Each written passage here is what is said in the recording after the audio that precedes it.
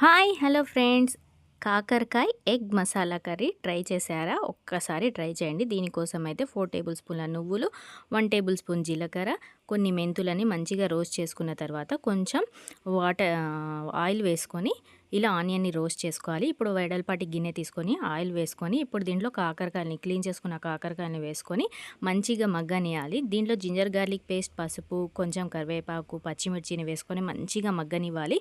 ఇలా మగ్గిన తర్వాత నువ్వుల మిశ్రమంలో రెడ్ చిల్లీ పౌడర్, కొంచెం ధనియాల పౌడర్ని వేసుకొని మెత్తగా గ్రైండ్ చేసుకోవాలి. ఇప్పుడు ఈ మిశ్రమాన్ని వేసుకొని దీంట్లోనే కొంచెం చింతపండు జ్యూస్ని వేసుకోవాలి. దాని తర్వాత వాటర్ వేసుకోవాలి. వేసుకున్న తర్వాత బాయిల్ చేసుకున్న ఎగ్స్ని ఇలా వేసుకొని మంచిగా ఒక్కసారి మిక్స్ చేసి మంచిగా లో ఫ్లేమ్లో పెట్టి ఈ కాకరకాయ సాఫ్ట్గా అయ్యేంత వరకు కుక్ చేసుకోవాలి. ఈ కర్రీ చాలా టేస్టీగా ఉంటుంది ఫ్రెండ్స్. వీడియో నచ్చితే లైక్ చేయండి, షేర్ చేయండి, సబ్స్క్రైబ్ చేసుకోండి. Thank you for watching.